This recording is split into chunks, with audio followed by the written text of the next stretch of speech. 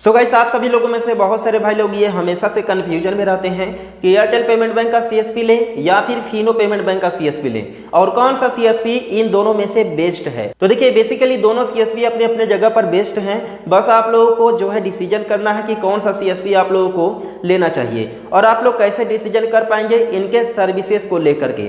तो आज के इस वीडियो में आप लोग को डिटेल से कंपेरिजन करके बताने वाला हूँ कि आप लोगों के लिए कौन सा सीएसपी बेस्ट रहेगा, एयरटेल पेमेंट बैंक या फिर फिनो पेमेंट बैंक।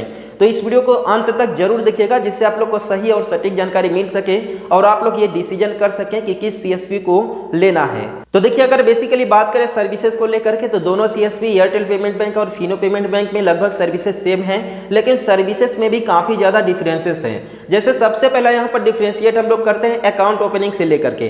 देखिए, अकाउंट ओपनिंग का काम आप लोग फिनो पेमेंट बैंक का सीएसपी लेकर के भी कर सकते हैं, एयरटेल पेमेंट बैंक में भी कर सकते हैं, लेकिन इन दोनों में काफ़ी ज़्यादा डिफरेंस है अकाउंट ओपनिंग से रिलेटेड। देखिए, बेसिकली आप लोग फिनो पेमेंट बैंक का अगर आप सीएसपी लेते हैं तो आप लोग कुल 5 तरीके का सेविंग अकाउंट ओपन कर सकते हैं, जिसमें से शुभ सेविंग अकाउंट और सरल saving account, salary saving account, जबकि शुभ सेविंग अकाउंट, इस तरीके से कुल मिलाकर के 5 तरह के सेविंग अकाउंट ओपन कर सकते हैं फिनो पेमेंट बैंक में। जबकि एयरटेल पेमेंट बैंक में आप लोग कुछ ही saving account, normal saving account open कर सकते हैं। और लेकिन यहाँ पर फिनो पेमेंट बैंक में एक प्लस पॉइंट ये है कि आप लोग माइनर सेविंग अकाउंट भी ओपन कर सकते हो, जबकि आप लोग एयरटेल पेमेंट बैंक में माइनर अकाउंट ओपन नहीं कर सकते हो। यानी कि फिनो के माध्यम से आप लोग 10 साल से लेकर के 18 साल तक के बीच के जो बच्चे होते हैं, ठीक है, उनका भी आप लोग सेविंग अकाउंट ओपन कर सकते हो। और अकाउंट ओपन करते ही आप लोग कस्टमर को एटीएम कार्ड, डेबिट कार्ड सब कुछ दे सकते हो, पासबुक दे सकते हो और तुरंत ही गूगल पे, फोन पे सब कुछ चलेगा। ये देखिए प्लस पॉइंट है फिनो पेमेंट बैंक का। अगर आपको माइनर अकाउंट ओपन करना है, यानी कि 18 साल से कम उम्र के बच्चों का भी सेविंग अकाउंट ओपन करना है,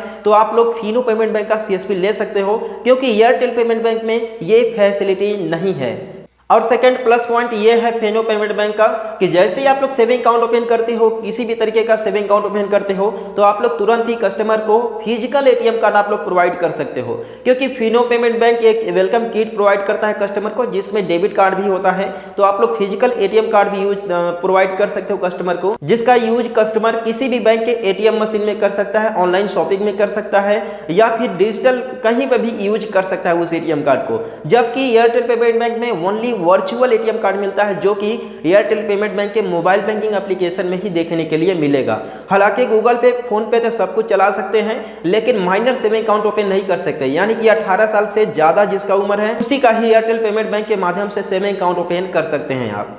अब बात करते हैं कि सेविंग अकाउंट ओपन करने पर कितना चार्जेस लगते हैं। तो देखिए, यहाँ पर चार्जेस अगर आप जोड़ेंगे तो फिनो पेमेंट बैंक का यहाँ पर माइनस पॉइंट आ जाता है कि फिनो पेमेंट बैंक में जो भी आप सेविंग अकाउंट ओपन करते हो तो हमेशा से 250 से ज़्यादा ही चार्जेस लगते हैं। अगर आप लोग शुभ सेविंग अकाउंट ओपन कर रहे हो तो वहाँ पर 449 रुपये का चार्जेस लगते हैं, जबकि अगर आप माइनर सेविंग अकाउंट ओपन करते हो तो 349 रुपये का चार्जेस लगते हैं, जबकि एयरटेल पेमेंट बैंक में एकदम बहुत ही मिनिमम चार्जेस लगते हैं। तो इस हिसाब से अगर देखा जाए तो एयरटेल पेमेंट बैंक चार्जेस के मामले में बेस्ट है सेविंग अकाउंट ओपनिंग में।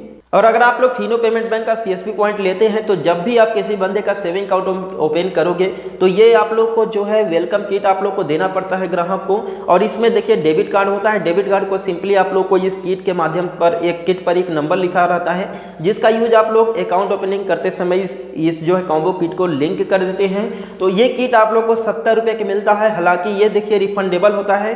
जैसे ही आप लोग सेविंग अकाउंट ओपन करते हो तो इस किट का जो वैल्यू है वो तुरंत ही आपके कंपनी के वैलेट में, यानी कि फिनो पेमेंट बैंक के वैलेट में ही इसकी जो प्राइसेस हैं, कॉस्ट है, वो रिफंड हो जाती है। तो अगर आप लोग फिनो पेमेंट बैंक का सेविंग अकाउंट ओपन करते हो तो आप लोग को ये इनिशियल पूंजी भी लगानी पड़ती है 70 रुपये का एक वेलकम किट का।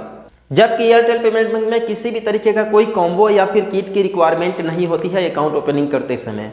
और अगर आप लोग फिनो पेमेंट बैंक का सीएसपी लेते हैं तो जब भी आप सेविंग अकाउंट ओपन करोगे अपने कस्टमर का, तो इसमें से जो एटीएम कार्ड निकलेगा, इस एटीएम कार्ड का पिन आप लोग केवल फिनो के मशीन के माध्यम से, यानी कि फिनो के एमएटीएम मशीन के माध्यम से ही बना पाएंगे।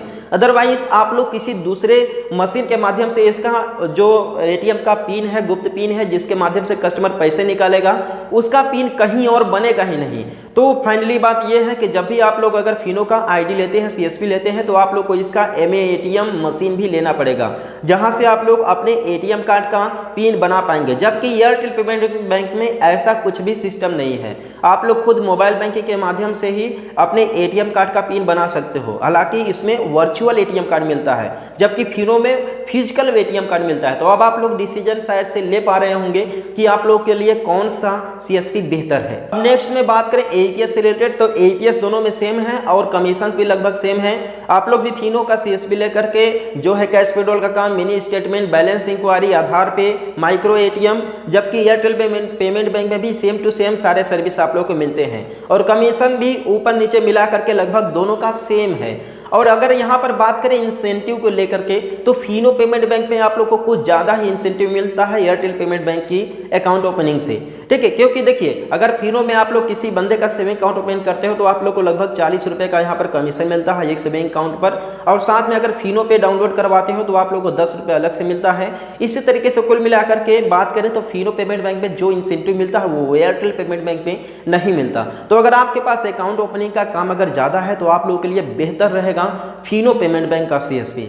और एक और प्लस पॉइंट है कि फिनो पेमेंट बैंक के माध्यम से आप लोग पैन कार्ड भी अप्लाई कर सकते हैं, पैन कार्ड भी बना सकते हैं अपने कस्टमर का, जो कि एयरटेल पेमेंट बैंक में अभी तक शायद से ये सर्विस अवेलेबल नहीं है। एक और प्लस पॉइंट है फिनो पेमेंट बैंक का कि आप लोग बायोमेट्रिक के साथ साथ बायोमेट्रिक मशीन जिसमें फिंगर स्कैनर लगा रहता है, फिंगर स्कैनर मशीन के साथ साथ आप लोग आइरिस का भी यूज कर सकते हो फिनो पेमेंट बैंक के सीएसपी में, जबकि आप लोग एयरटेल पेमेंट बैंक में आइरिस स्कैन का यूज बिल्कुल नहीं कर सकते हो, क्योंकि उसमें आइरिस स्कैन का ऑप्शन बिल्कुल अवेलेबल है ही नहीं, ठीक है। तो इस तरीके से फिनो पेमेंट बैंक आपके लिए कुल मिला करके एक तरह से बोले तो बेहतर है।